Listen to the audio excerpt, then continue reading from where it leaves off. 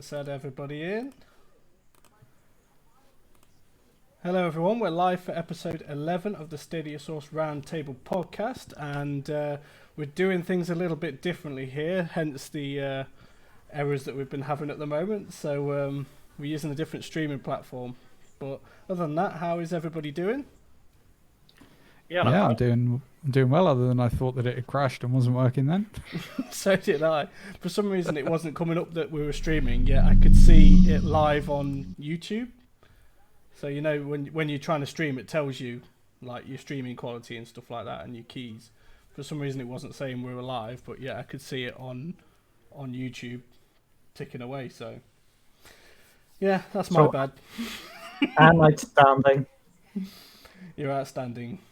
Mm-hmm. Outstanding in a field. Duncan's poorly finger. Would you like to explain to everyone how you did that? I did this by using a vegetable slicer, and I sliced off the top of my finger with loads of volleyball skills.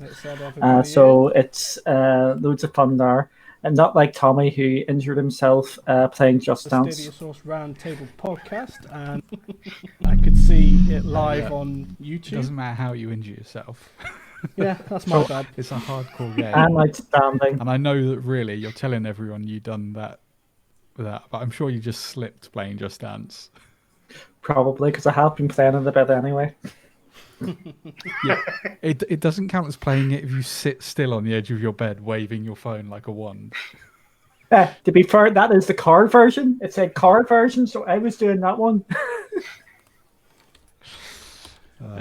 So as I said, yeah, we're kind of using a new platform to stream today, so you'll have to bear with us. We're still kind of getting used to it all at the moment, but other than that, yeah, hopefully this should give us a better way of streaming going forwards if we can master it. So how's everybody else then? Yeah, I'm not bad. Adam, pretty you okay? good. Yeah, not bad. Should we jump into what we've been playing? Why not? Let's do it. So we'll go clockwise then. Duncan, what have you been playing? As I mentioned, I had a quick blast in Just Dance, and I will admit it, I had a quick blast of it. And played some Division 2 on stream there, just the usual for this Assassin's Creed. That's about it, really. And games out from Stadia is Slay the Spire and some Pro Evo. And we've got video footage of you playing Just Dance as well. Yeah, I'm not a chicken. So are we going to see you dancing on Super Saturday? I did speak to Tommy about this. We may have a solution. Yeah, so we haven't actually fully addressed this publicly yet, as far as I'm aware, but we came up with an issue with live streaming Just Dance. Obviously, I said if I hit 200 subs, I would feature it in my hour slot. Now, I didn't say how long, but it's not something that you can live stream on YouTube because the copyright infringement instantly blocks the video before it even finishes processing. I've looked at many ways of trying to do this, and Duncan got extremely creative with putting the track links in the description below and telling people to like load the video up to my muted video. But we think we may just do something on the likes of Twitter instead, just post a stupid video of us for a laugh. But we're nowhere near the 300, so we are both relatively safe and can do it fully clothed. For now. I'm confident that in the next 49 hours it's not going to happen. Yeah, if you sign up for his OnlyFans account as well, you can get the uncensored version. It's only $1,000 a view, and I'll go ahead and do it like literally as soon as this is finished. So, yeah, what have you been playing then, Tommy? Surprise, surprise, NBA 2K20. Although I'm starting to have a problem with the game now, and that is that I want to play it in the neighborhood online, rather than just the team versus team online, which is relatively alright matchmaking wise. But it's just difficult to get people to play a game. There were 6 people in the neighborhood last night, and the minimum you need is 4, 2v2, and 3 of us were stood on the spots. 2 other people were running around the spots when all you have to do is press A, and one guy just didn't want to take part. So I spent an hour waiting to get a game, and I didn't get one. So I kind of given up a little bit on that. It's like super popular on every other platform. Stadia is obviously probably the lowest numbers on a current platform at the moment. So then to put in a more niche sports title is going to have an even smaller player base again. But I still love the game. So it's been that and Division 2 again for me. Okay, and what about you, Ash? For me, it's mainly been the Crew 2 again. With a bit of Red Dead on the side. Interesting. Adam, what about yourself? I haven't been playing anything, actually. Rather boring. Hoping you would skip me, to be honest. I've been too busy with the site, sorting things out, typing up bits and pieces, working in the background.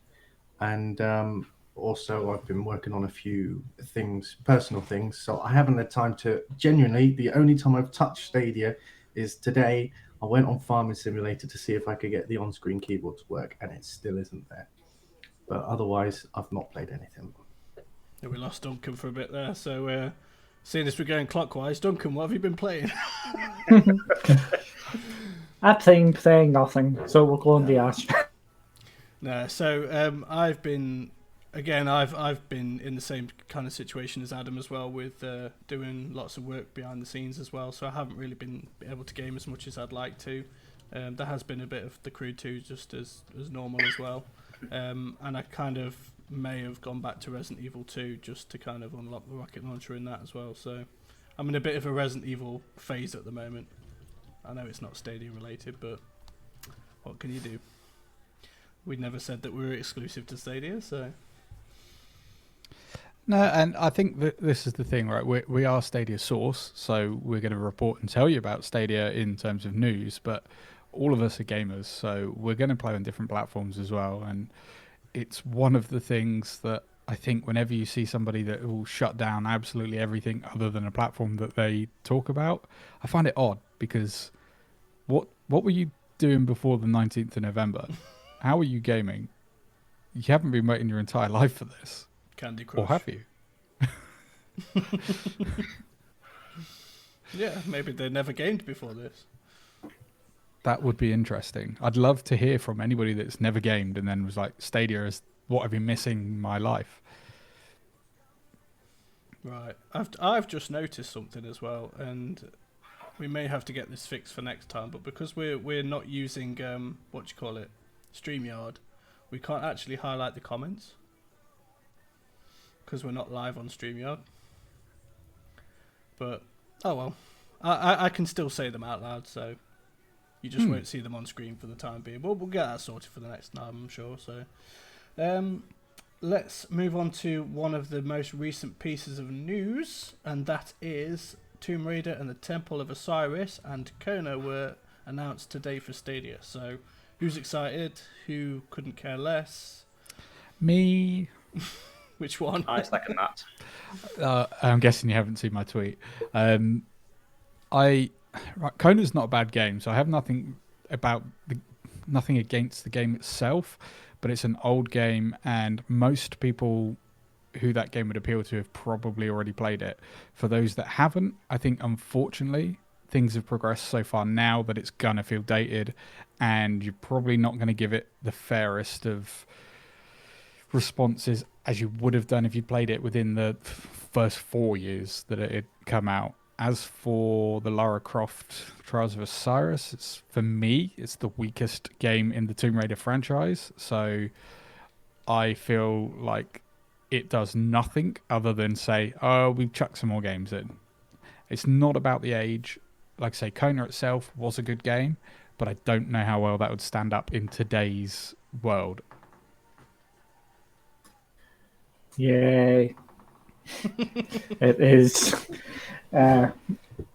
highly uninspired games. These are new games, and Tomb Raider 1 is new games. Yeah, 6 years old. Yay! So Random Noob thinks they're most likely to be pro titles. I hope If not. they're pro titles, we are headlines coming. Yeah. It will be the first time I don't claim a free game.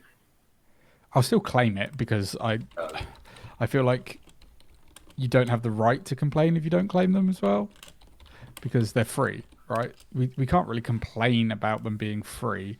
We can just say that the games aren't great. But I'll probably play, if it was free, I would probably play Kona again at some point. I wouldn't claim it and instantly load the game.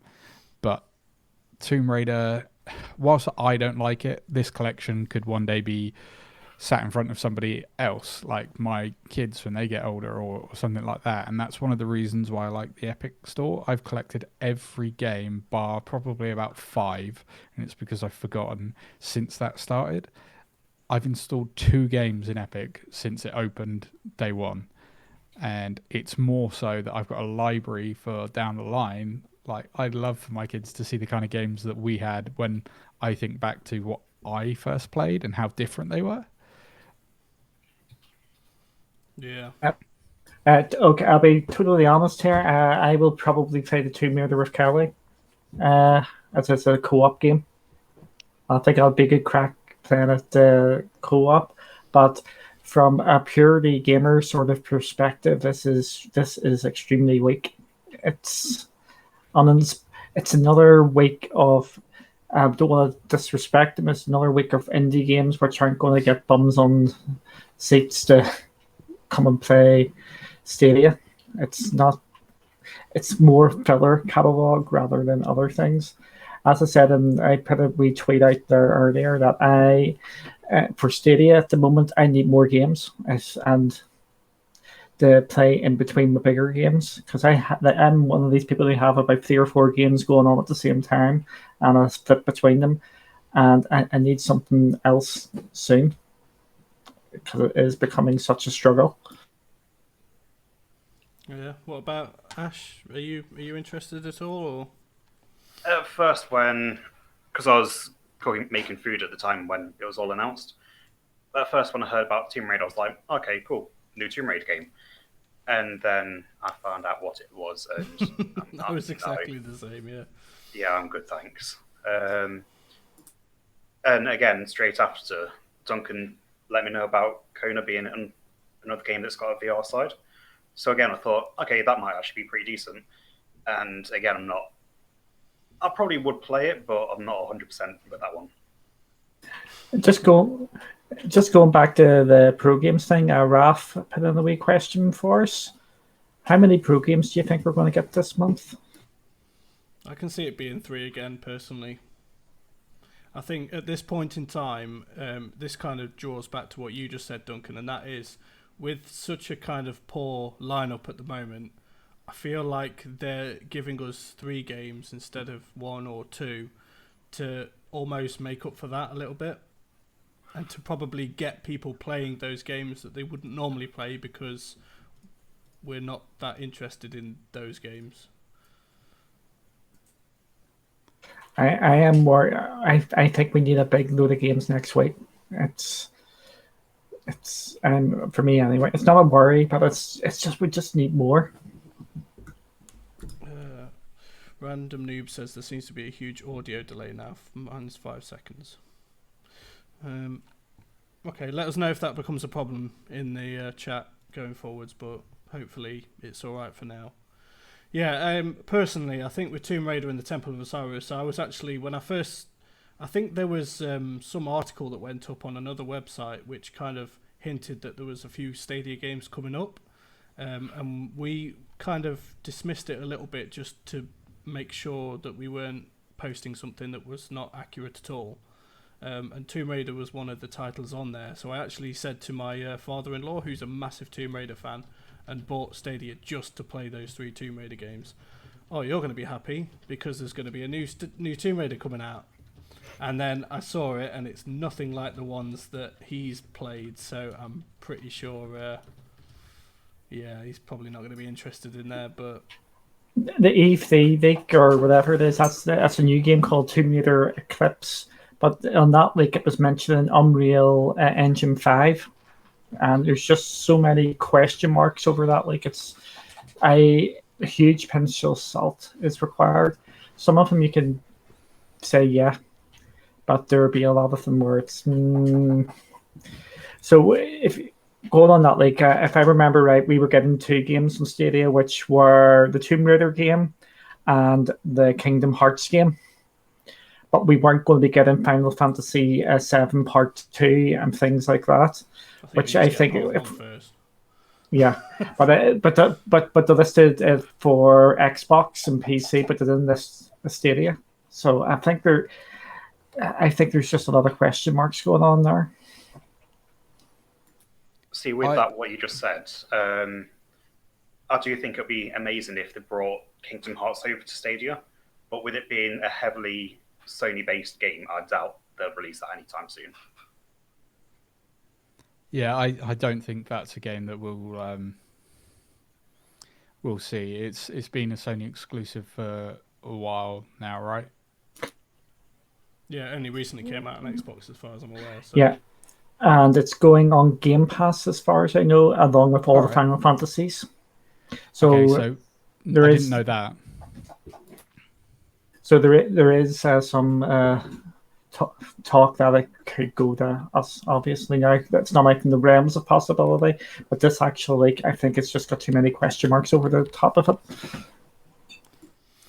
Yeah, I didn't know that, to be fair. So in that case, maybe, but it just seems like a weird play. I know Xbox has done it, but I always find it weird when you see games come to a platform, but they're missing essentially the entire origin of the franchise. I feel like when games like that come to a platform, you kind of need all of them. Adam, what do you think about all this? Yeah, so I'm a big fan, massive fan of the original Tomb Raider series. I'm talking about the PS1 games. And when I heard Temple of the Osiris, I thought, I've heard of that. Could that be one of the original PlayStation 1 games? And I didn't do any research until just a minute ago. I haven't had time. If it was the originals, I'm talking, the really low poly graphics, I would have loved that. Absolutely loved playing those.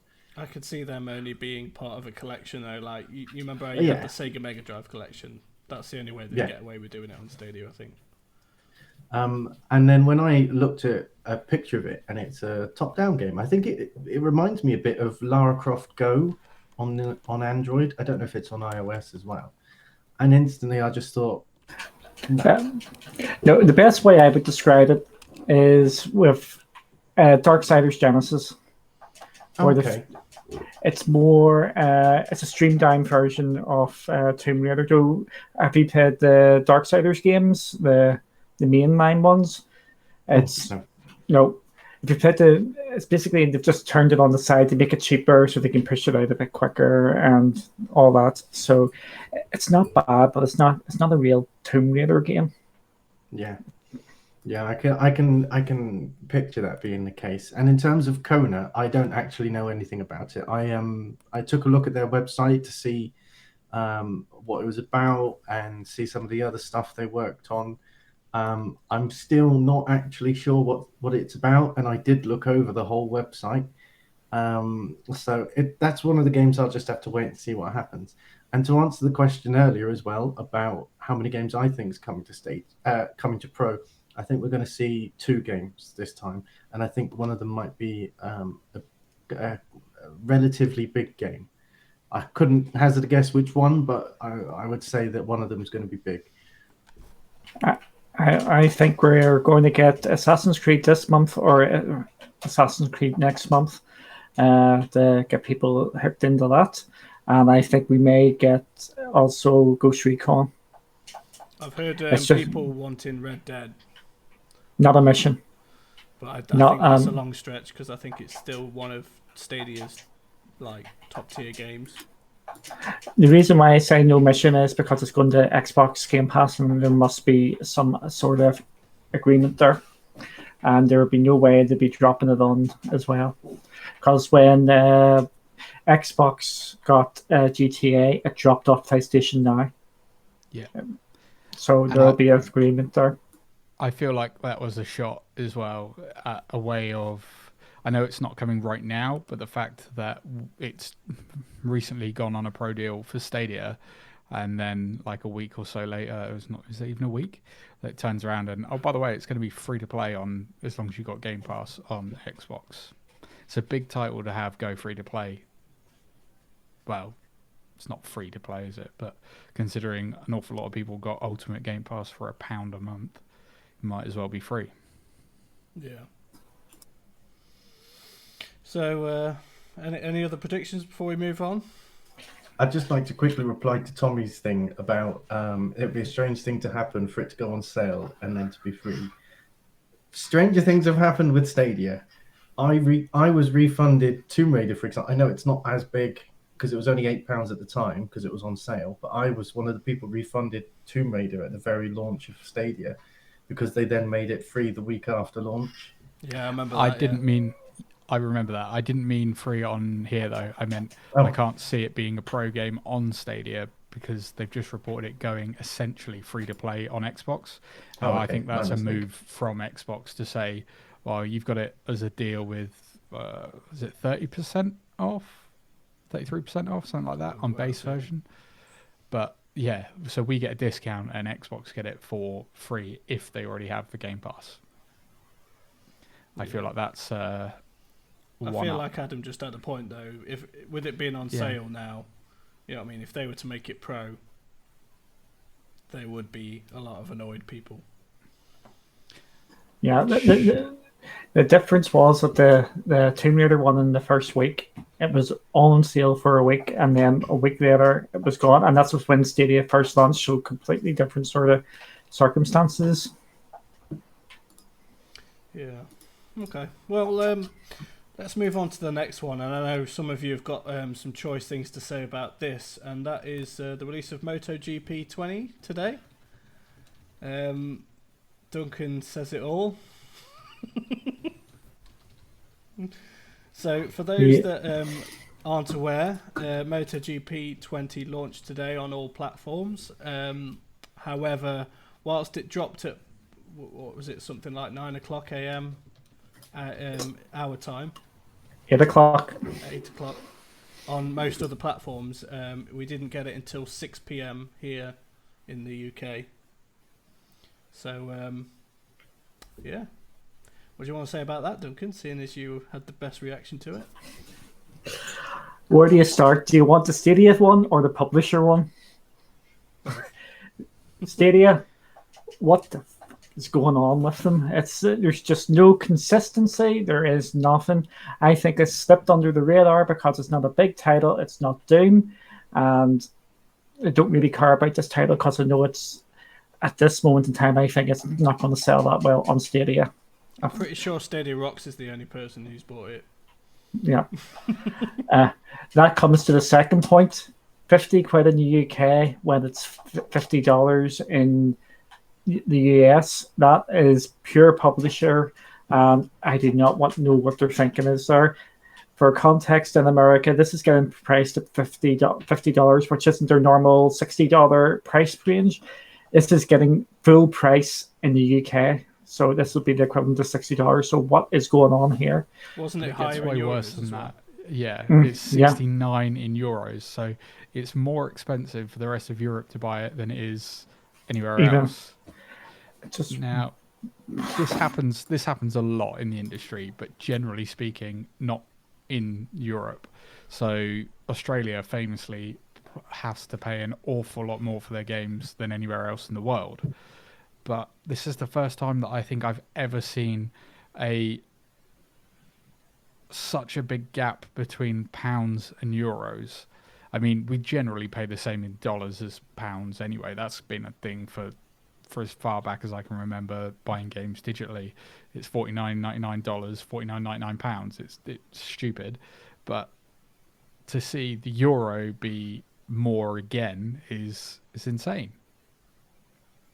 Especially as a European developer, they're Italian, right? So, or the publisher rather.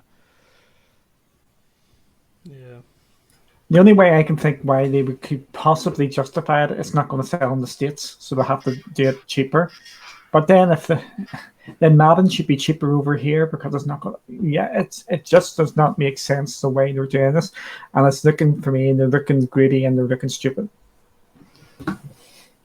Well, we've had this conversation time and time again regarding the times that they release games.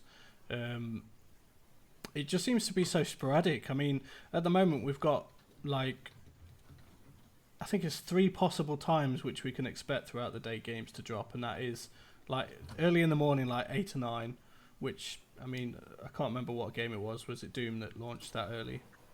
Doom launched about 3 o'clock in the morning. Yeah, it was. Oh, so even more then. But yeah, from 4 o'clock we were all kind of sitting there refreshing Google Stadia. Then 5 o'clock, still not there. 6 o'clock, and it's like still wasn't there. And then shortly after 6 o'clock, it arrived. So, as someone just put in the chat, I think it was Raf that says, "Imagine taking the day off work to play that game," which you probably wouldn't for that particular game, but if it was any other game. Nobody's at work at the moment, so it doesn't really matter, except me. See, I'm at work too, allegedly, and this goes back. If you remember back when Doom was going, I was banging on about and other people as well. When's it coming? It's a coming day and date. It's a coming at the same time. They knew this was going to be a highly anticipated title, and this one is a lesser known, lesser talked about title, and I just don't think they cared. I just don't think the demand was there for it. They just need to come out and say, this is what we're going to do. For any sort of pre-orders, they just need to. Yeah. I think to add to that as well, to prove just how much Stadia don't seem to care, at 6 o'clock when the game launched, I'd like to point out to everyone who's watching, by the way, at about I think it was 7:45 this morning, I was out of bed typing up an article ready just in case it launched at 8, right? And I was sat there refreshing for about an hour and a half thinking, oh, it'll come in a minute, it'll come in a minute, it'll come in a minute. And it didn't. When it did come at 6 o'clock, they haven't announced it. They've announced 2 new games, but they haven't told anyone that there's a new game on Stadia. So they clearly couldn't care less about this game. I think this is another perfect example of too many people having too much of a say in how games come out and when they come out. I don't think that this was supposed to come out at 6 o'clock. And they almost then tried to like stealth roll it out. But it's when you get to 6 p.m. All right, that's 6 p.m. our time, but it's still going to be like middle of the day-ish or very late morning in the States. It's going to be noticed that it's just appeared, right? There will be people out there that really wanted to play this game. Whilst there probably aren't very many, they'll be there. And I mean, the UK's got a fairly big MotoGP scene. So I'm confident there'll be people that were waiting to play it and probably got bored of waiting by about 4 or 5 o'clock.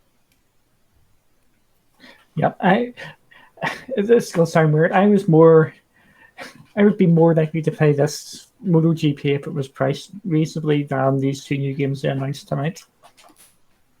Yeah, you're better off just playing Supercross. Yeah. If it's just a bit nuts. I'm going back to Farming Simulator when I get time. Beet Simulator. You grow beets. Yeah. Maybe they... I've just read Random's comment, Random Noobs. It's funny you should mention that because I just had that thought as I went to go and say it. And that is...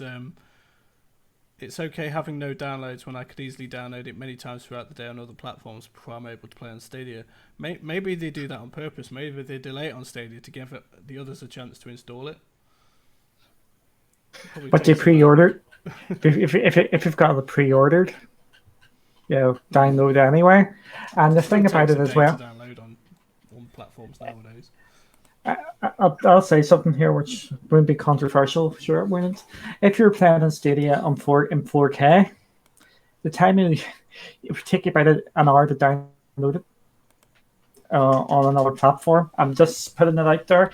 It's good to have. You can just stream it and all that, but if you can do it, if you don't have the game, you can still do it. Yeah, so I think it's probably safe to say that none of us are going to be playing this unless there's some sort of deal pro or...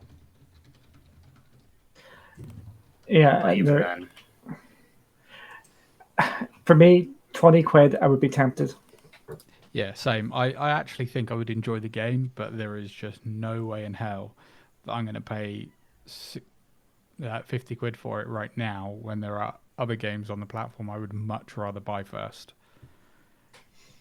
If it's got independent braking like Ride 2 has, absolutely no chance am I going to play it. I cannot drive on that game. I just slide and flip over the handlebars, and it frustrates me to no end. So no chance am I getting this game, even if it's free. It absolutely will have independent braking. It's the MotoGP games are racing sims. They're not arcadey. You probably can change it actually in settings to just be a one button brake, but by default it will be double brakes. So I think we should move on to the next topic now, and that is something that went out late last night, and that is Reuters. Is that how you pronounce it? Reuters. Definitely not Reuters. Reuters has reported that the Stadia app has received 1 million installs, and that is across the Google Play Store and the Apple App Store as well. So I know that we've got confirmation, obviously, that the Google Play Store has surpassed 500,000, but we can't get an official. I did try and look, but we can't get an official amount in terms of the App Store. I could imagine it being considerably less, obviously, given the fact that you can't play Stadia on iPhone, but you still do need to download the app. You still do need to download the app in order to play Stadia on your Chromecast. So, yeah. I still think that them numbers are pretty weak. Yeah, we're still waiting for the game to kick it all off. I think we're going to be waiting a while. There's nothing due out until really sort of full time now that I can think of. That is a big AAA blockbuster. Oh, we mentioned the Get Pack news, or would this be a good time to mention it? You can do. Is that on our schedule? It wasn't, but go ahead. We now know, like we said a couple of weeks ago, that Get Packed is getting crowd play. So that could be the game that does it. So if crowd play is coming, there must be YouTube streaming of some description going to come to make things easier to do the crowd play, which is, I think people forget about that as well. There has to be a mechanism for people to actually stream it to get people to join. Yeah. And I still stand by that this is the reason we don't have the game right now. It's that this game is not going to release until crowd play is in place, and in turn that means direct streaming needs to be in place as well, and potentially even share state share. Yeah. I'll bang this drum again, because I always bang this drum for state share and crowd choice. Slay the Spire. Boom. Dusted. Yeah. Ash, you've been pretty quiet. What do you think of all this? No, I was only quiet with the last one because with MotoGP, I've literally got no opinion. I'm just not a fan at all.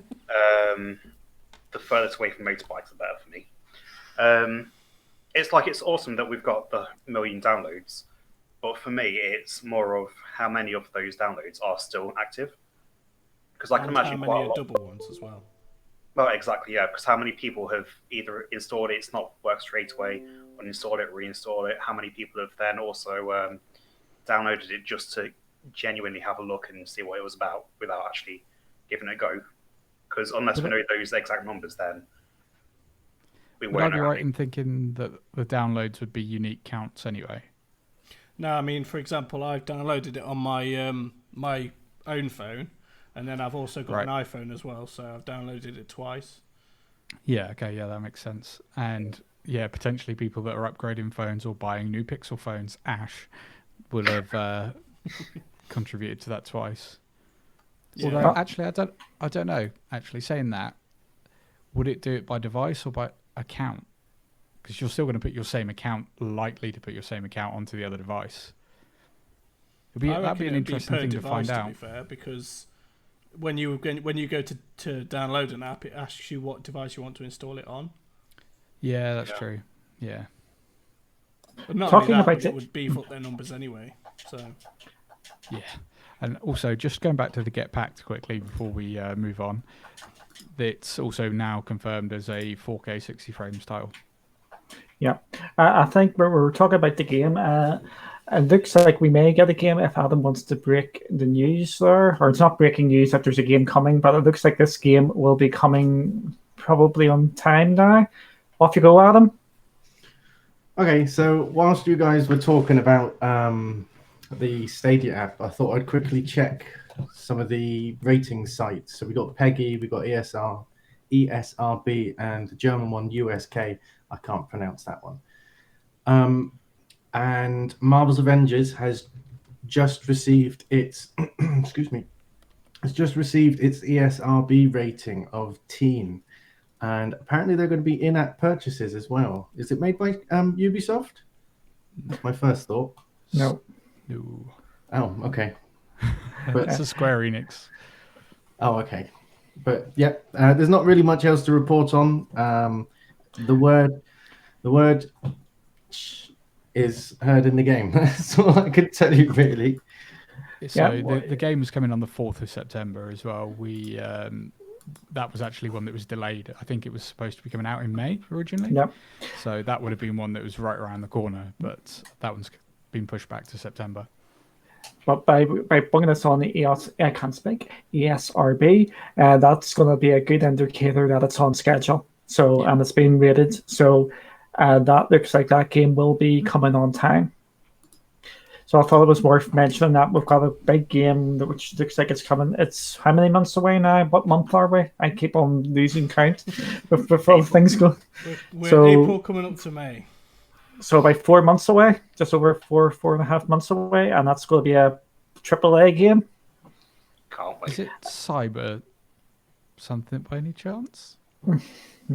We still haven't got it. We still haven't got it confirmed it's coming, but I think it's likely. I'm just saying I'm not counting chickens before they hatch because of the GeForce Now news. I don't think that's an issue for Stadia. The fact that they've made artwork now that now has the Stadia logo on it, I think that's their way of saying that that's going to be a day and date title. I mean, the thing is, before The Witcher 3, CD Projekt Red were certainly not a nothing studio, but they certainly weren't the biggest European games developer in the world, were they? And The Witcher 3 really brought them into the limelight. Cyberpunk kicked them straight through that, and I have no doubt that this game will release on all of the current platforms on that date. Geeky Craig news. Craig Gaming news. The Witcher, the original Witcher, was on live. So there you go. And that was a big title which came to on live when they were really quite a small studio. So there's some geeky news. So moving on then, I think this one's going to be Ashley's piece because he was the one that wrote the article on Stadia Source. And that is, you've done a bit of investigative work, haven't you, Ash, to whether we could see Stadia integrate virtual reality into their gameplay. So what have you got to say about that, Ash? Hello. And that is ill. No, for a while now, I've spoken with a few of you lot that there have been theories that VR could be coming to Stadia in the future. I've seen a few things in the past myself, seen people talk about it.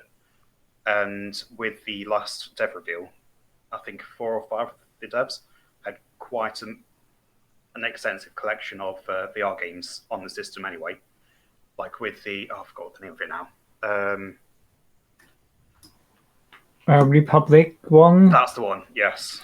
That basically they've got 3 versions of that game: Android, console, and PC, and then VR. And as far as I'm aware, that's pretty much one of their only games that going. So I started to type up the article, then went to check out the patents just in case there was a little bit of information there. And then that's where I stumbled across a whole ton of augmented reality and virtual reality patents that Google have recently filed for between February this year and the 21st of this month, including even a VR controller with a design for the headset as well. So for me, that was the evidence that they are at least working on it. And obviously with Stadia being Google's gaming division of sorts, then I do think that's where that one's heading. Yeah, I know we spoke about this as well, didn't we, Ash, and said that, I mean, obviously Google have already kind of taken a foray into the world of VR with the, I can't remember what their headset was called, but Daydream. that truck, Daydream, and obviously Google Cardboard as well. But this, the things that you've dug up and found there, although patents don't mean things are coming, it seems too connected. The fact that there are development studios that have worked on VR that are potentially working with Stadia now, games that look like they are ready for VR, like Turing Test would be probably a fantastic game in VR.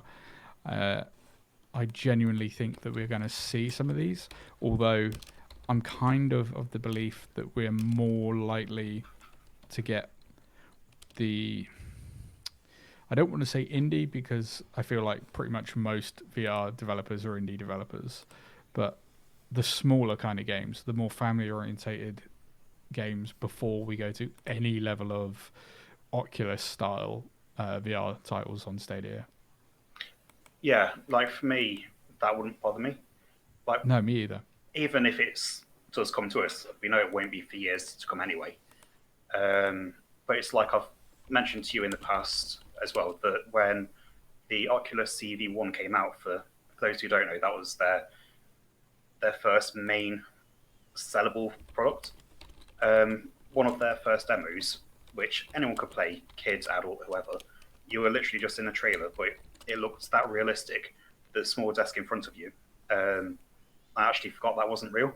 So at one point I tried to lean onto that, and I kind of fell straight through it like, oh, god damn it, it's not real. But with some of the major games that I've played, I have also played some of the indie games. So like one where you go around as a Godzilla type of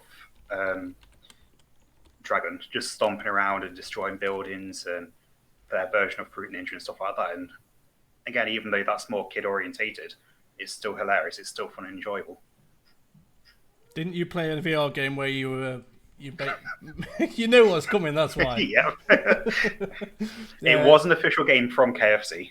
Yeah, and you basically just make KFC in VR, and I'm like, to be fair, it was actually quite fun because you let me play it, and I was trying to juggle with the chicken. You were.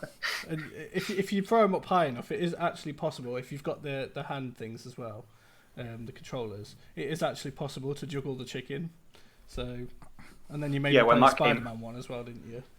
That was also a fun one. Yes, it was a bit weird, just like putting yourself off a building and swinging across. Just there, like, oh, this shouldn't happen. But with the KFC one, I did look into it, and apparently it was an actual, like, KFC fully made it as a training tutorial for new people. Just so they could get used to it, and you literally just get the chicken. You'd have to put it into the breadcrumbs and stuff like that. Get everything added onto it. You don't have to shake it all off, fry it, make sure it's nice and crispy, and then giant robot arms come out to take it away from you. But yeah, it's. I now know but why. It's almost Portal-esque, isn't it? Like, in terms of like, it's almost like you're trapped in this room, and the Colonel's telling you to make this chicken, and like, it's almost like you're being tested, like you are in Portal. Kind of, yeah. But if you turn around while you're playing it for a split second, you do see someone who's meant to be the colonel, like peeking through behind the blinds, and then again just quickly running off, like you would with certain characters in Portal. So I think we've kind of strayed away from what we were saying, but yeah, if VR did come to Stadia, I think it would open up a lot of avenues, and it might actually give some of the indie titles that we keep seeing a lot of a new purpose on Stadia. Because I think obviously when it comes to VR, like you said, you don't really see they all kind of tend to be indie developers, don't they? So they're never really fully fledged games, because I don't think people can spend too long in VR usually without starting to feel sick and what have you. So I think it will give those indie platforms a bit more of a breath of fresh air on Stadia. But I noticed you got shared you got retweeted earlier, Ash, by someone who was discussing it on Twitter, and he's got quite a few followers as well, and he was on about whether obviously you could get the latency down far enough, because obviously that's one of the big factors in VR as to whether people feel motion sick when they're playing it. Massively. Shadow is doing that now in the States. They are pushing VR, and this coincided with Half-Life Alyx launching, so they are pushing it. So I was trying to give it a go here with my one, but I think I need to get a different USB cable to try and give that a whirl.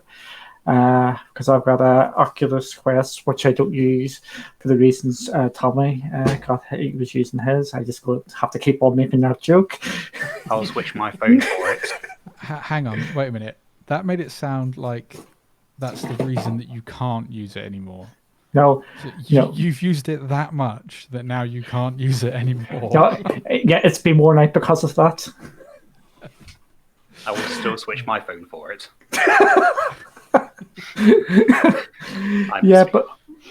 But Shadow is doing that now, and they're actively pursuing that. And again, we expand this a bit further with the VR. As you may know, Oculus is owned by Facebook, and Facebook have bought cloud companies, and they're getting into that as well. So Facebook have also just launched Facebook Gaming. Yep. The app, which, I mean, I recently just created, just for myself, a page on Facebook Gaming because I thought I'd just try it out. I've got a couple of friends who stream exclusively through Facebook, but so using Streamlabs and connecting the two, it doesn't work. No streams appear on Facebook, but I mean, they're going to be up and coming, right, in every sense of gaming, cloud gaming, VR gaming. It won't be long. They will be releasing, I'm 90% sure, a development studio as well. Oh yeah, just going back to the latency that you were just on about, because I replied to that guy. I've completely forgot his name. If you're watching, I do apologise. But at the moment, we are getting to the point where a lot of internet providers are now trying to roll out the gigabit internet, as well as 5G now starting to come through. So hopefully with that will then obviously try and crush that. If 5G hasn't given us coronavirus by then. And if they're not all set on fire. That's where I was about to go, yeah. If there's any left by the time we're through this virus. I think probably that'll be... people will only be able to go outside through VR at this rate. I'd be fine with that, by the way. I've seen Ready Player One. What do you need to go outside for? Yeah. So I personally think we can't rule this out completely. Technology's moving all the time. Like Ash said, we're getting faster internet speeds. You know what I mean? Stadia have already managed to kind of defy what we thought was possible in terms of being able to game over the cloud anyway. So what's stopping them going that extra step further, especially with all the technologies they've got? It's got to be the future. It's got to be.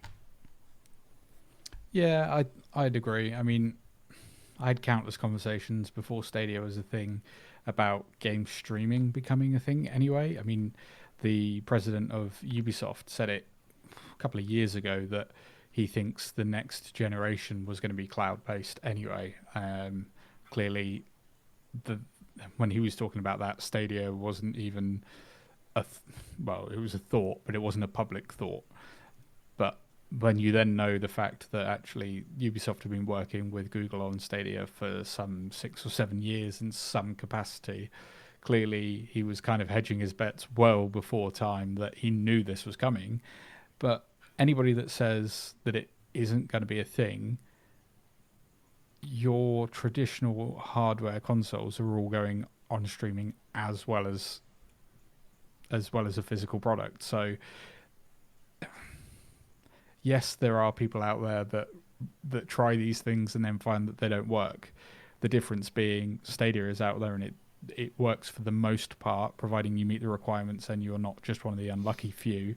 xCloud works. PlayStation Now works. OnLive worked. All of these things are just going to progressively get better as our internet capabilities creep up. I mean, if you think about, I certainly remember having a 56k dial-up, and I know Duncan will remember before that because he's from the Flintstones era. Yeah. But there was a massive sort of spike, I feel like, in terms of the time frame from going from 56k even up to a 2 megabyte connection at your home. Didn't seem to take that long. Yet for me, going from 2 to probably 20 odd was a bit longer, but from a 20 odd to like 80-ish now, again, seems like it happened quite quickly, but we've now been at this level for quite a long time. Now, if you take the likes of Virgin and stuff like that, yes, I had Virgin 10 years ago and that was over 100 meg at that point. But I mean, if 5G rolls out and it does what it says on the tin, then everybody's going to have, 450 meg down speeds to their mobile phone, roughly? Nobody's going to have a wire to their house at that point. No. Everyone will be using their phones as hotspots. Yeah. I mean... As well as... Oops, sorry. I was just going to say, just the last thing is, how many of you guys have an actual connected landline phone in your house? Nope. Ash, we can't see you, so you have to answer it. I've just had no. But that's what I mean. Again, if you go back 10 years, how many people didn't have a landline phone connected in their house? I certainly remember it always having one up until... I want to say I was probably about 18, 19 when I noticed that we no longer had a landline. My mum still has one. I think most people generational as well, though. Yeah, generational thing again. I will just say, in Dan's mum's defence, the village she lives in is a black hole for signal. I wondered where this was going then. Yeah, it's not as bad as you think. Yeah, literally, as soon as I once got one of those mobile dongles, right, and it wouldn't work where I lived. So they said, have you got like a laptop? Can you drive it out to the nearest like town or city? See if it works, because we want to check if it's a problem with the actual device itself. So literally, my sister drove, and I was in the passenger side with the laptop. And as soon as I hit the sign that said "Welcome to where I grew up," boom, the whole signal went. It was like dead. And for most of growing up, I mean, when we started to get mobile phones, you could not get signal. The only place you could get signal was if you were hanging on the outside of my bedroom window. So, how many times did you do that? I used to jump out my bedroom window just to send a text. Yeah. Can I ask Ash a question? No. Go on. How's Dan's mum keeping? No idea. That's definitely an inside joke. I think he's trying to... No, it generally isn't. But yeah, even so, that village is still a dead spot for Wi-Fi and signal. So they've still got a long way to go, and I'm sure that's not the only place out there that suffers from poor signal. So there's going to be people out there. But as well as that should be ending soon. Because those who don't know, Elon Musk has recently started his Starlink, which is for wireless internet, Wi-Fi, like Duncan was suggesting. He's currently got 420 satellites in orbit. I think he wants around 12,000, completely covering the world, so everyone's got data no matter where they are. I still think it's a cover-up for the fact that Iron Man is actually a documentary about Elon Musk. It could be. And today's episode of Conspiracy Source. Right, so shall we move on to the next topic now, which was something that has raised quite different opinions depending on which side of the fence you sit, and that is Fortnite now being available on the Google Play Store.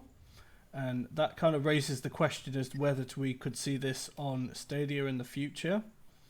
Now, on one side of the fence, you've got people saying, well, no, they don't want to see this game. It's terrible. Leave it away from Stadia. And then other people are saying, well, you can't deny the fact that this game is massive. It's successful. You know what I mean? It's a cash cow. And the more games on Stadia, the better, despite what you think of them personally. So, before I go into some of the caveats on this story, I obviously just want to get your guys' opinions on whether you think this would be a good title for Stadia or not. So I think in a one-word answer would be yes, and that's just for player numbers, if nothing else. I don't like the game. I've tried it multiple times. I can't play it. I'm not quick enough to handle everything that I need to do. But I can't deny that it I don't know if it still is. It was once the biggest game. So why would anybody not want that to be a part of their platform? Yeah, just going with what Tommy said, like, again, I 100% agree what he says. I despise the game, don't like it at all. I've tried it. I just want to build a fort. But again, it will bring in and draw a huge crowd of players onto the service. So if it does that, then Fortnite, here we go. I'd like to jump in with my thoughts here, and these might be a bit controversial, but I don't want it on Stadia. And I don't want the players that come with it either, because at the moment, Stadia has got a very friendly... there are exceptions, but I would say the vast majority of Stadia community is very friendly. Okay, some people will bite back to the negativity and whatnot. Some people want to stick up for their gaming hardware. That's fine. But Fortnite caters to everybody, and that includes the people that we don't, not necessarily we, it's not us and them. People I don't particularly want to play with, people who just spend their time ruining others' gaming experiences. For example, take GTA 5. You cannot play GTA 5 on any platform without being harassed by someone. Online. It's just because that's what online. Yeah, of course, that's what I mean. That's what people, not everyone, but a very high number of people do on that game. Isn't that the point of the game, though? No, I don't think Rockstar. I don't think that's what was intended by Rockstar. I think a bit of discourse was, but not the griefing. However, as to whether I think it will actually come to Stadia, no. They've already said they're not doing free to play. And I don't know if you actually read what Epic said when they put Fortnite on the Google Play Store, but they've only put it on very begrudgingly. They were very much sulking. Article, yeah. They were sulking at Google for that. So no, I don't think it will come. Just one thing to point out on one of the things you said about the free-to-play issue. It's not free-to-play on Xbox. You still have to have a live membership to play on Xbox, which would be the same as having Pro to play Destiny. Which brings us back to they should have renamed Pro something else. Pro should have had multiplayer instead of all the upscale things. For Fortnite coming to Stadia, they need it ASAP because of the twins.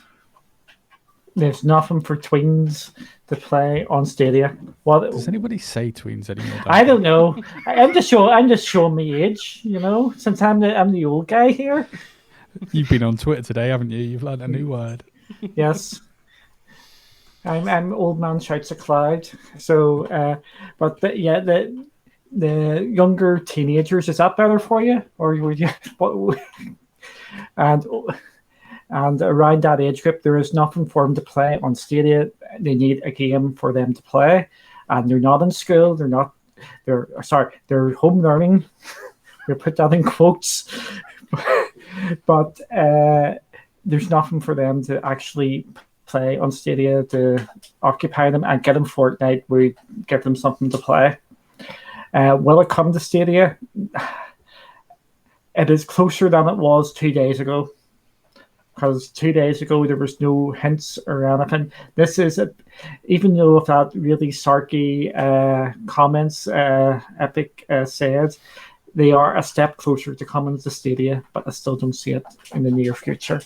So for anybody wondering what those sarky comments were, it was basically saying that Google make it increasingly difficult for apps that don't come from the App Store to be installed on Android phones, and not only that, but it bogs them down with like warnings and like saying that this app isn't safe and stuff. And to the unsuspecting Android user, they're probably going to see those warnings and say, "Oh, maybe not, or maybe I shouldn't install that." Most people just know to ignore them and carry on, but I can see where they're coming from. They have begrudgingly added it to the Play Store because obviously they realise they're missing out on a massive market. And to be fair, to me, it would make sense to at least get some of that revenue rather than none at all. Because another thing that they've been basically saying about Google Play Store is obviously they take too high of a cut from in-app purchases. I think it was like 30% or something, if I remember rightly, which is quite a lot if you think about it. But at the same time, the amount of people that may now download it from the Google Play Store is still a lot of money for them. Yeah, I'd agree with that. Yeah, and I think when it comes to Stadia, it's, again, I personally would like to see it. I don't think I'll play it personally, but I'd like to see it. I think it will bring new people to the platform as well, because who's not going to want to be able to take, for example, I mean, to me, playing it on a mobile phone and playing it on Stadia, those aspects of it are synonymous to me. But if you could play it on like a tablet, for example, via Stadia, whilst you're out and about or in a hotel room or something like that, who's not going to want to do that? It's just another way to play the game. I don't think it will be the primary way for many people, but I just think we need it, to be fair. Yep, that's what we. For me, it's more just to get some sort of games on for the kids to play. Just Roblox, I've mentioned before. You've got this. Obviously, Minecraft would be the perfect game, but there's not a hope in hell of getting that. And it's just so them sort of games where they can just actually come and do stuff while they're off school. I've been thinking about Minecraft recently to the point where I almost considered installing it again the other day. I've not played that game for a very, very long time. And I keep seeing all of the images of people playing it now with ray tracing. And I would go and play that game now. My PC doesn't have the capability to play ray tracing games at the moment. But it just looks like the kind of thing that if you've got 20 minutes, half an hour to play, and you haven't got to worry about patches, updates, installs, anything like that, and you could just jump in Minecraft with a couple of mates for 20 minutes and have a laugh, I'd be really up for that. I know that we're not likely to get it, but it's actually a game that I haven't thought about for a long time, but all of a sudden I'd really like to see it on Stadia. I used to play it on Xbox as a filler, I'd just jump on for half an hour, build a building or something, and then as I played, obviously my world grew just because of the frequent but small updates that I would do to it. It's one of those games, and like you say, filler is a perfect example. I don't know how many people are going to go and, well, say that it's still one of the most popular games ever, but like have a 6-hour session unless you're streaming, but people clearly do. Yeah, I was going to make a joke there. They've got a product for you, Tommy. It's called xCloud. advertising the competition, which kind of draws us on to the next topic.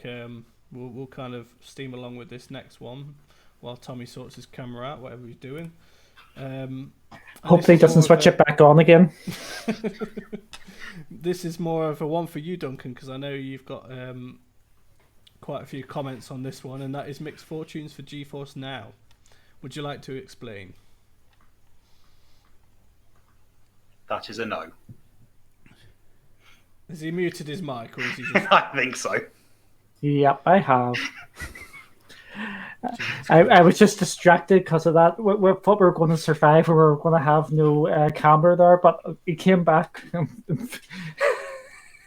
You missed my entrance as well. I saluted you. I was sleeping. But with GeForce Now, it is mixed fortunes. They've lost another more big publishers, which is going to be a massive blow, and we shouldn't be celebrating that fact because it's not good. We've said that time and time again, haven't we?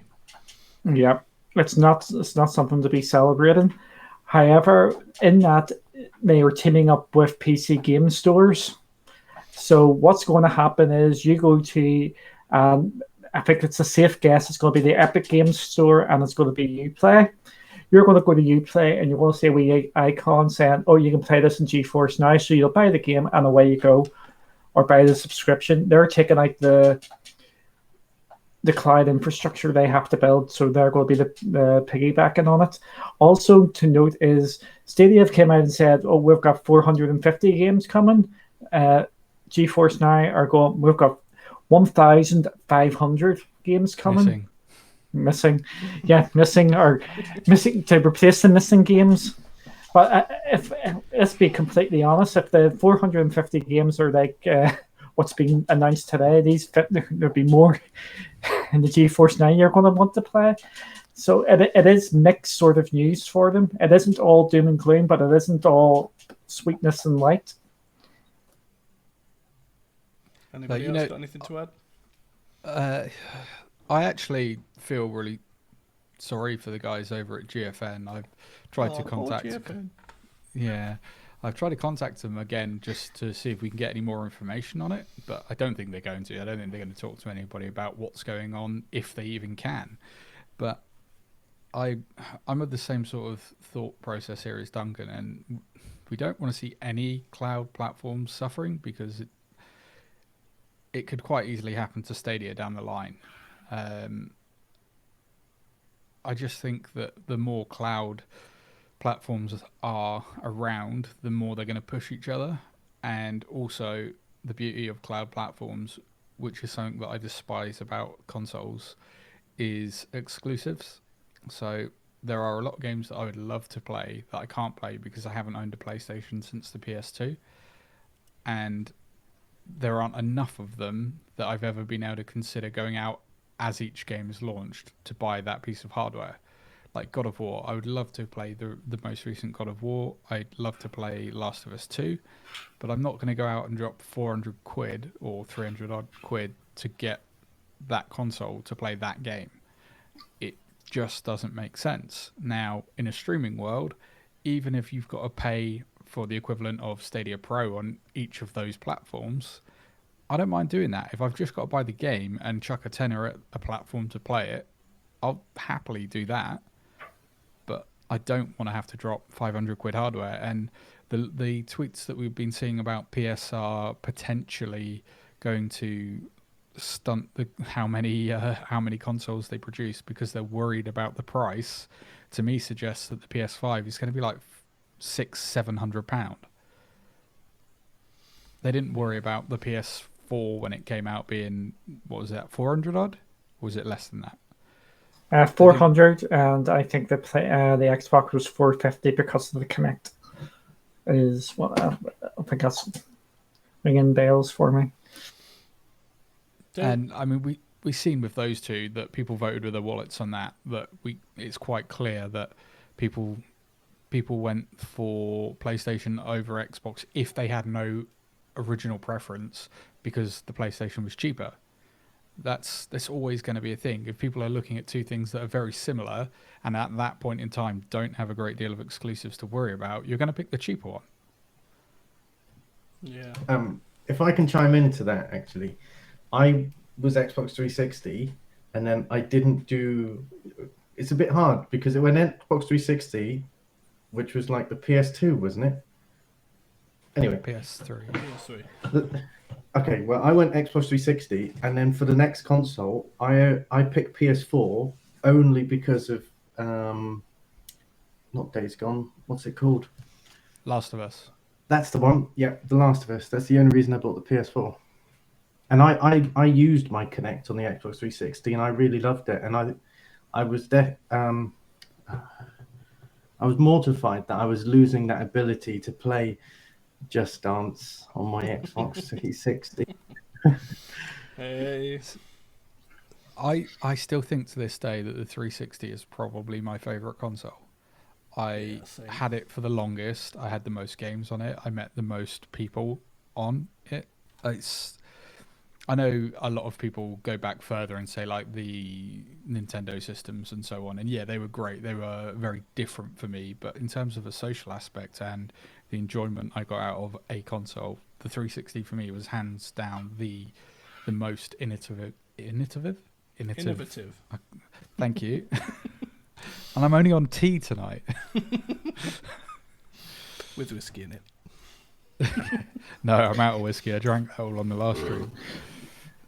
So I think the Xbox 360 is a favorite for a lot of people because that's the first real console to embrace the internet from the get-go. I know the Xbox, you could have Xbox Live on the original Xbox, but that was the first console to fully integrate it. For me, I've been on record so many times. My favorite console or platform was on Live by an absolute. What was that? It was the Commodore 64. Commodore 64 was my first one, and I can tell you my first game on the Commodore 64 as well, which was Action Biker, which was a game based on Skips, the Crisps. I know that game. I doubt it, or do you really? No, I do. With the wee funky tune and stuff. That was my first game on the Commodore 64, alongside International Soccer. Was it? No, it was something soccer. I can't remember the name of it. This is a slight segue, and it's certainly a lot later in the timeline than that. Who remembers the 7-Up game? Cool Spot. I remember that. Oh yeah, Cool Spot for the Mega Drive. Yeah. Yeah. Has anybody noticed, right? And this is probably something for you to look up after the show. Do you remember when you used to do the special stages where you had to kind of collect all the red spots as you were going up the map? Listen to the music for that, and it sounds exactly the same as the X Factor music. To the point where I think they actually stole it. I'm going to check it now. Yeah, whilst you check that, I actually have a bit of a story about the Commodore 64, and yeah, it's quite embarrassing, really. Basically, at school, we had a friend, and I won't mention his name. Ashley knows, because he obviously went to the same school as me. And it was round about, I think the PlayStation 2 had just come out, and he was like, oh, what's the name of that console that's just come out, the new...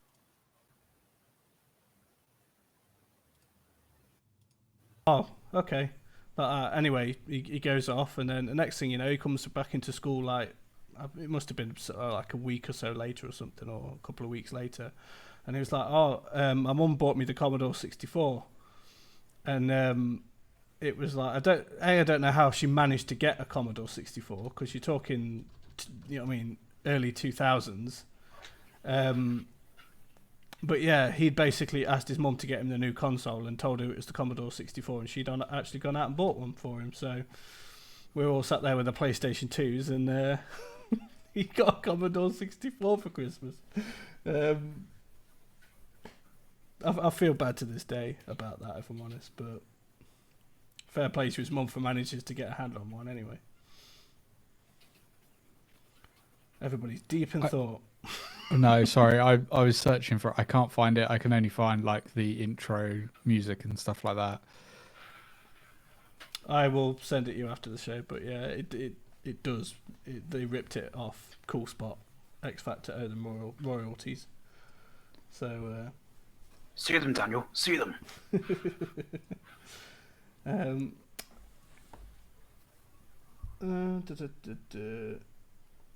I'm just reading. I will go back. I was just responding to Raf there on there about the 450 games coming to Stadia. Yeah, the figure could be higher. You would think it, or you would hope it would be higher since this was from November.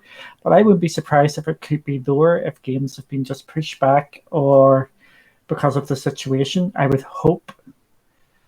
Oh, I've got Tommy thinking here.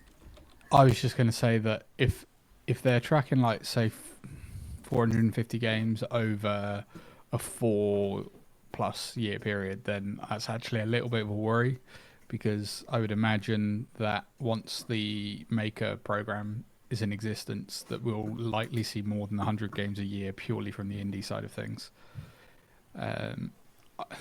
If they're talking about 450 fully developed games, then okay, fair enough. That's actually quite a lot, and probably more than anybody could in the normal sort of demographic afford to play. But am I right in thinking as well that is it GeForce Now that's currently free to play for everyone? Yeah, they've reopened the founders essentially. I haven't read into it all that much, but from what I'm seeing, they've reopened that program. They'd previously hit capacity and shut it down. Yeah, so that would be quite a good one to think about as well. Yeah, and I got if you were founders, you got it extended as well, because I got my email as well saying I've got an extra month off it or two. I don't know. Similar to what Stadia did then. Exactly. Do you think that's in response to Stadia at all, or no? I think it's because they know they're having some issues here. I think it's similar to Stadia. They're trying to capitalize, and they're also having some issues. It's just marketing. I don't think there's too much to read into that. Tommy's got something to say, or did I? No, it was just going on stuff what you were going. I was looking at my phone. Off screen, of course. Stop looking up them pictures while on screen. My phone had locked by that point. Any excuse. So See, for me... Oh, go ahead, Ash. Yeah, for me personally, I don't really see a huge competition between GeForce and Stadia. So then bring in this little offer out. To me, that's just more of, yes, they're trying to entice people, but to me, I still don't see a huge draw for me to go to GeForce rather than Stadia. I've said it before. If I could get GeForce Now on my TV easy, I would be paying GeForce Now more than I'd be paying Stadia, because there's just more games and more variety. Yeah. So, anybody got anything else to add? Because I'm going to go ahead and wrap this up in a moment. So, what wrap are you going for today? It might be worth mentioning Stadia Super Saturday. What's that? Keep going on about this thing, but I've no idea what you're on about. No. Do you know what? I'm going to let Duncan explain it this time, because I explained it last time and I really minced my words. Don't ask him. That man cut his finger off earlier. What's that got to do with the price of bread? It's made it more expensive because the blood went everywhere, and it's now harder to get. Go on then, Duncan. Explain what Stadia Super Saturday is. Stadia Super Saturday is an event where we are highlighting creators throughout the day. It is completely neutral. We are supplying the schedule and whatnot, but it is for the community, by the community out here. So if you just come along and watch, you'll see a whole range of people. There's a Reddit post up. It may get mentioned tomorrow in the Stadia unofficial community roundup. So check that post out as well. And it's just a thing to bring all the community together, and they can watch and play and take part and make fun of me and other people throughout the day, and not subscribe to Stadia Arcadia. And of course, this is our second Stadia Super Saturday. The first one was a massive success. We had thousands of people join us throughout the day. We had people that were watching throughout the entire day as well. Almost the full 24 hours. I nearly managed to make the full 24 hours. some people weren't so lucky, but yeah, it's just a celebration of the community and everybody in it. It's a celebration of you, the players, as well. There's going to be something for everybody, whether you like to watch people live streaming, whether you like to watch people doing podcasts like we are, like debates and discussions. So yeah, definitely check it out. We'll have more information. I think the schedule's on Reddit now. I think we want to get that on the website as well, but I'm kind of running low on time at the moment in order to do that. But we'll try and get something up anyway. And that's what she said. We've hit that part of the show, haven't we?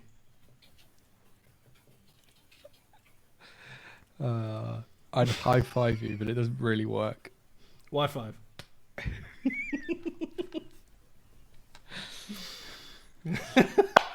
Yeah, if Duncan was underneath Adam, then oh, for fuck's. Oh my god. Yeah, right, moving on. Stadia Super Saturday, this Saturday. Be there, be square. Dan will be going on a diversity course the next couple of days. Oh, brilliant. So Raf's got a good point. You can't close this. We haven't had a prediction from Duncan yet. I was thinking that actually, but it kind of escaped my memory. He did make a prediction at the beginning of the episode, but I'm pretty sure I didn't call him up on it. So, Duncan, would you either like to refer to your previous prediction if you can remember it, or would you like to just pull one out your arse? I can't even remember what prediction I made, so I will go for one. I think we are going to get a big drop of information next week. I think we will get information on Get Packed, and we will get information on Crowdplay next week. And it'll probably be the Thursday update, because the bigger one's usually on a Thursday. So there is the big prediction for this week, which is going to be wrong as usual. So I've just got to get packed for everybody. We still need a jingle for this, by the way. When I get paid, it will be done. I'm just thinking the Rag and Bone Men.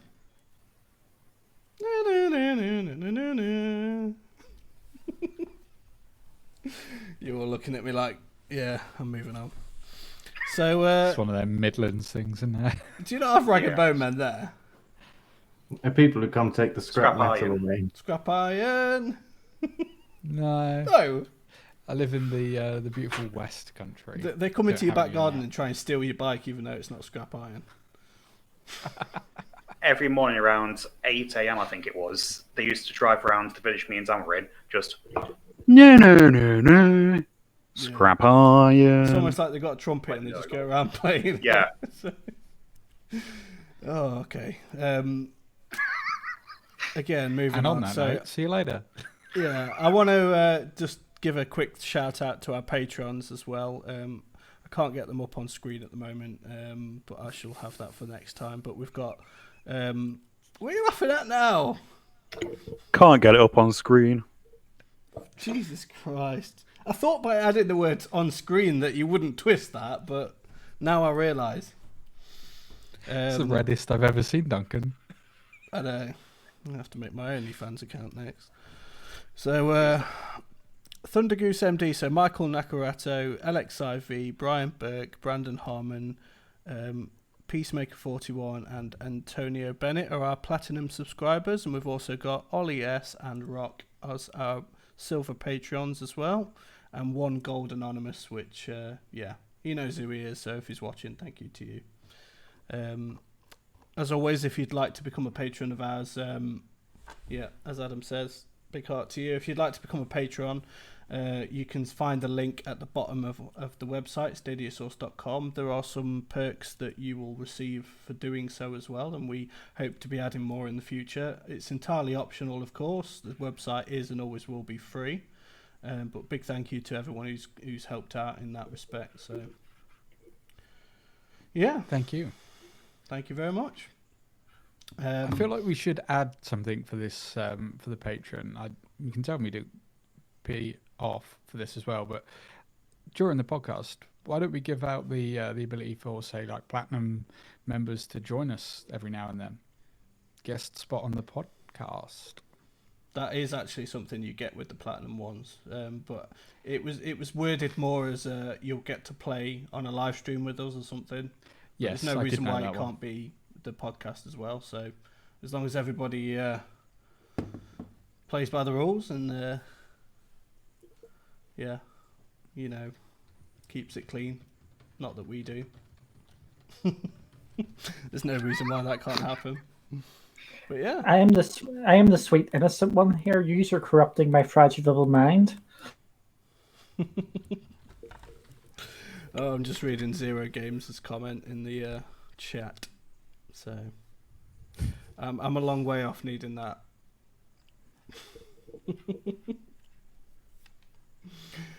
Wow. Okay, so we just got a new Patreon as we spoke. So Chase from Stadia Talk has just become a platinum member. So thank you, Chase. You are amazing. You know we always say that. I can hear noises going off. What kind of noises? Like blings. Are they in your head? Thank you, young Chase, for becoming a patron. There we go. The alert's just come up on the on the stream now. It's What a does little it bit say? delayed. Is it bad? What does it look like? It was a zombie, running Was zombie. That's the Streamlabs default one. I was going to say I was okay. trying to upload a couple earlier, but for some reason or other it's in beta and it wouldn't allow me to do it. But it did come up. So thanks very much, Chase. Absolutely, thank you.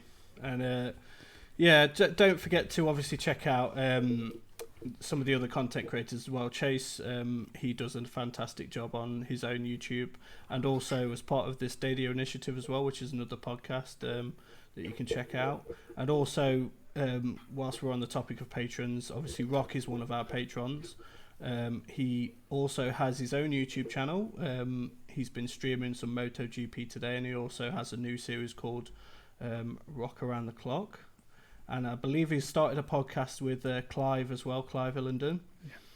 Yeah. So definitely check that one out. And also a massive thanks to Rock as well, because his media company has started hosting Stadia Source, the website for us. So if you are looking for a solution for your web projects, definitely check them out.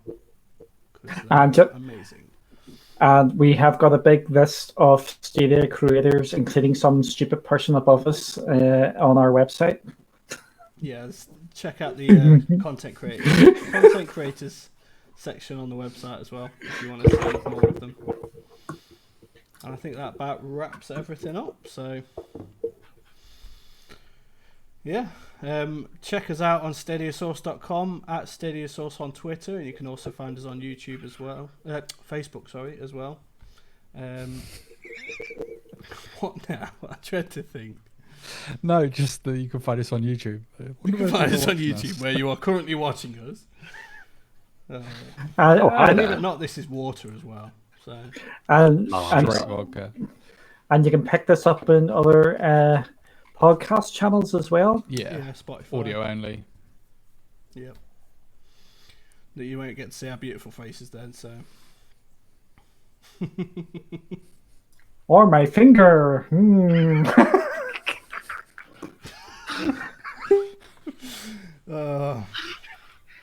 Nice haircut, Dan. Thank you. Yeah, my missus did it. We're in lockdown at the moment. I can't get a haircut anywhere, so my missus did it. Just grow it out. I did mine my own as well, which is why I have this bit stuck, but not on the sides. I gave up.